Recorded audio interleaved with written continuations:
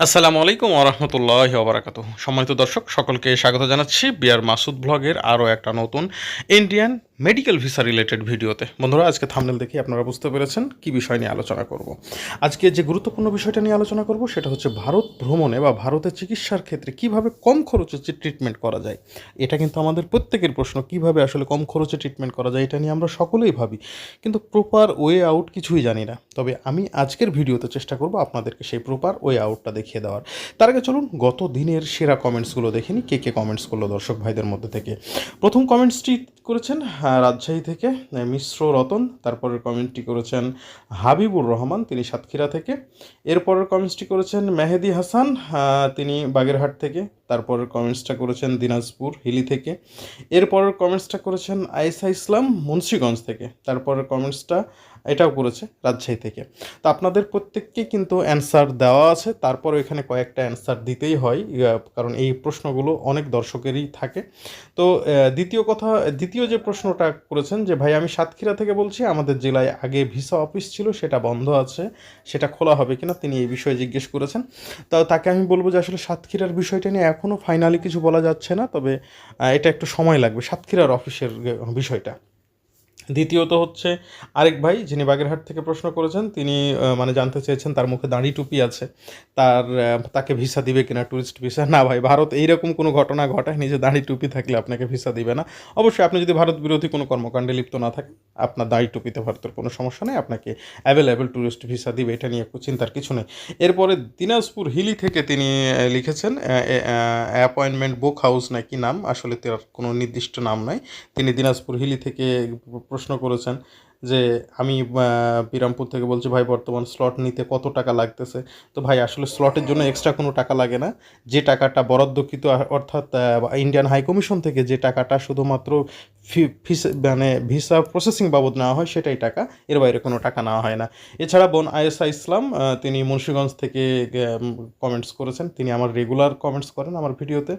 আর এছাড়া মিলন হবে কতদিনে, তিনিও আমার পুরনো একজন মানে দর্শক, তিনি রাজশাহী থেকে কমেন্টস করেছেন। আপনাদের প্রত্যেককে ধন্যবাদ। তবে আপনাদের কাছে রিকোয়েস্ট, অবশ্যই আপনারা কমেন্টস করার সময় আপনারা কোথা থেকে বলতেছেন, সেটা দেশে হোক বা বিদেশে হোক, দেশে হলে কোন জেলা থেকে বলতেছেন, বা বিদেশে হলে সেখানে কোথা থেকে বলতেছেন। পশ্চিমবঙ্গ থেকেও যদি কমেন্টস করেন তাহলে জানিয়ে দেবেন কোন জেলা থেকে বলতেছেন। ভারতে ট্রিটমেন্ট করতে যাবার আগে আমরা হাতে গোনা কয়েকটা ভুল করে থাকি, তার মধ্যে একটা দুটো ভুলের কারণে আমাদের খরচের পরিমাণ অনেক বেশি বেড়ে যায়। তো প্রথম কথা হচ্ছে যে আপনি কোথায় যাচ্ছেন সেইটার উপরে ডিপেন্ড করে খরচটা কত হবে।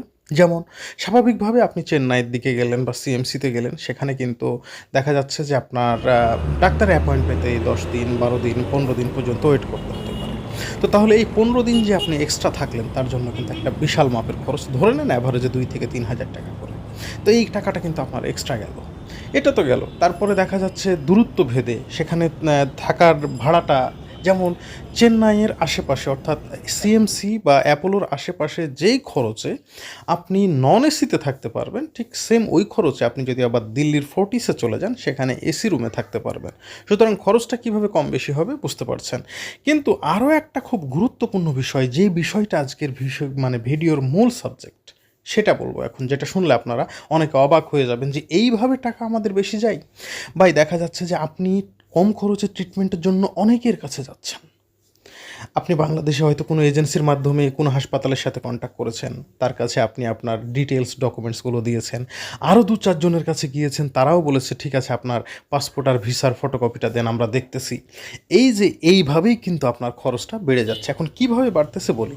ভারতে কিন্তু বিদেশি রুগীদের জন্য একটা ইন্টারন্যাশনাল কমিউনিটি আছে। ভারতের যেই সমস্ত হাসপাতালে আপনি ট্রিটমেন্ট করতে যাবেন, সেই হাসপাতাল অবশ্যই আপনি অ্যাডমিট হওয়ার পরে সেই ইন্টারন্যাশনাল কমিউনিটিকে জানিয়ে দেবে এই রুগী তার কাছে এসেছে। এবং ভারতের যে ইন্টারন্যাশনাল কমিউনিটি আছে, সেখানে কিন্তু এই আগের যে সমস্ত দালালগুলোর কথা বললাম, তারা কিন্তু তাদের কাগজপত্রগুলো সব আগে থেকে দিয়ে রাখে যে এই রুগী যদি ভারতে ট্রিটমেন্ট করতে আসে বা যে কোনো হাসপাতালে ট্রিটমেন্ট করে, তাহলে যেন আমাদেরকে একটা অংশ দেওয়া হয়। এইভাবে আপনি যখন 5 জনকে আপনার কাগজ দিচ্ছেন, ওই 5 জনই ইন্টারন্যাশনাল কমিউনিটিতে গিয়ে আপনার কাগজ জমা দিয়েছে।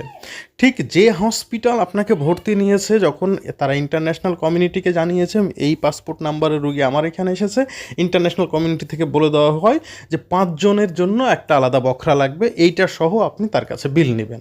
ভাই আপনাকে এটা বুঝতেও দেওয়া হয় না যে কী বাবদে নেওয়া হয়েছে। যখন 5 জনকে দিতে হয়, যদি 10,000 টাকা করেও দেয় তো 5 জনের জন্য আলাদা 50,000, যদি 5,000 করেও দিতে হয় তো 25,000 টাকা আলাদা করে দিতে হয়। সুতরাং আপনি এই জায়গাতেই ঠকে যাচ্ছেন, এই জায়গাতে একটা বিশাল বড় কস্টিং হয়ে যাচ্ছে আপনার। সো আপনি এখন কি করবেন? আমার কাছে যদি কোনো রোগী ফোন দেয়, মাসুদ ভাই আমি স্বল্প খরচে ট্রিটমেন্ট করাতে চাচ্ছি, সেক্ষেত্রে আমার করণীয়টা কি? আমি তাকে একদম ক্লিয়ার যে বিষয়টা করি, তাকে সরাসরি ওই হাসপাতাল কর্তৃপক্ষের সঙ্গে কথা বলিয়ে দিই, যাতে করে পরবর্তীতে তার কোনো দালালের শরণাপন্ন হতে না হয় এবং অতিরিক্ত খরচ যাতে তার না হয়। এই কারণে আমি চেষ্টা করি আমার যে সমস্ত হসপিটালগুলোর কর্তৃপক্ষের নাম্বার আছে, বা যে সমস্ত হসপিটাল কর্তৃপক্ষ, দিল্লির অনেক হসপিটাল আছে, চেন্নাইয়ের অনেক হসপিটাল আছে, সরাসরি আমার সাথে যোগাযোগ করে আমার ভিডিও দেখে তারা আমাকে বলে যে মাসুদ ভাই, যাতে ইন্টারন্যাশনাল কমিউনিটির দালালের হাতে কেউ না পড়ে, তার জন্য আপনারা চাইলে আমার নাম্বারটা আপনি দিয়ে দিতে পারেন আপনার দর্শকদেরকে। তো আমি যতটুকু পেরেছি আমি চেষ্টা করেছি। যে সমস্ত মানুষজন আমার সাথে যোগাযোগ করার চেষ্টা করেছে তাদের প্রত্যেককে আমি হেল্প করেছি। এই যে আপনারা এই ব্যক্তির সাথে কথা বলেন বা এই নাম্বারে আপনি কথা বলেন, দেখেন আপনার হ্যাসেলটা কম হবে। এবং আলহামদুলিল্লাহ আমার মতো যারা অনেক কন্টেন্ট ক্রিয়েটর আছে যারা মানুষদেরকে এভাবে হেল্প করে থাকে, আপনারা তাদের শরণাপন্ন হতে পারেন, অথবা অনলাইন থেকে নাম্বার সংগ্রহ করে আপনি সরাসরি সেই হসপিটালের সঙ্গে কথা বলতে পারেন, অথবা আপনার যদি নির্দিষ্টভাবে জানা থাকে যে এই ব্যক্তি আমার পরিচিত, উনি অমুক হসপিটালে কর্মরত আছেন বা ইনার দ্বারা আমি কোনো দালালের হাতে পড়বো না, তাহলে সেক্ষেত্রে আপনি যেতে পারেন। তবে কোনো প্রফেশনাল লোককে যদি আপনি আপনার কাগজপত্র দেন, তাহলে অবশ্যই মনে রাখেন আপনার এই ভাগের টাকা যাবে, সেটা আপনি যে হসপিটালেই যান না কেন। আবার অনেকে এমন হয় যে এক হাসপাতালে গিয়েছে, ওখানে দেখতেছে ট্রিটমেন্ট খরচ একটু বেশি মনে হচ্ছে, আবার ওই কাগজ নিয়ে আর এক হসপিটালে গিয়েছে, কিন্তু ইন্টারন্যাশনাল কমিউনিটির মাধ্যমে ওরা সবই জানতে পারছে। তখন দেখা যায় যে খরচ তো কমে না, বরং খরচ কিছু বেড়ে যায়। তবে খরচ কমার জন্য যে কয়েকটা উপায় আমি বলবো, তার মধ্যে একটা হচ্ছে আগে প্লেস নির্বাচন করা, যে আপনি কোন প্লেসে করবেন, সেই প্লেস অনুযায়ী খরচ কম বেশি হতে পারে। আবার আপনি যেখানে যাচ্ছেন ডাক্তারের অ্যাপয়েন্টমেন্ট পেতে কত সময় লাগতে পারে, সেইটার উপরে অনেকটা নির্ভর করে। আবার দেখা যাচ্ছে আপনি যেই স্থানে থাকবেন সেখানে থাকা খাওয়ার খরচের উপর অনেকটা নির্ভর করে। শুধু মেডিকেল বিলের ওপরেই যে ট্রিটমেন্ট কস্ট নির্ভর করে, বিষয়টা কিন্তু এমন নয়। মেডিকেল বিল ছাড়াও আপনার যাতায়াত খরচ, আপনার থাকা খরচ, আপনার খাওয়া খরচ, আপনার চলাফেরা ঘোরাফেরা, কতদিন থাকবেন, সব কিছু মিলিয়েই কিন্তু এই প্যাকেজটা তৈরি হয়। সো আপনি নিজে থেকে চিন্তা করে ভাবনা করে আপনাকে একদম একটা আইটিনারি প্ল্যান করতে হবে, তাহলেই কিন্তু আপনি পারবেন যে কম খরচে আপনি ট্রিটমেন্ট নিতে। সো আমি আপনাকে বলবো, আপনি চেন্নাইতে বা দিল্লিতে বা বোম্বাইতে যেখানেই যান না কেন, একটা কথা মনে রাখবেন যে চেন্নাইতে আপনাকে সহযোগিতা করার মতো তেমন কেউ থাকবে না, বাট দিল্লিতে অনেকেই আছে যারা আপনি দিল্লিতে নামার পর থেকে আবার দিল্লি থেকে ফেরত পাঠানোর আগ পর্যন্ত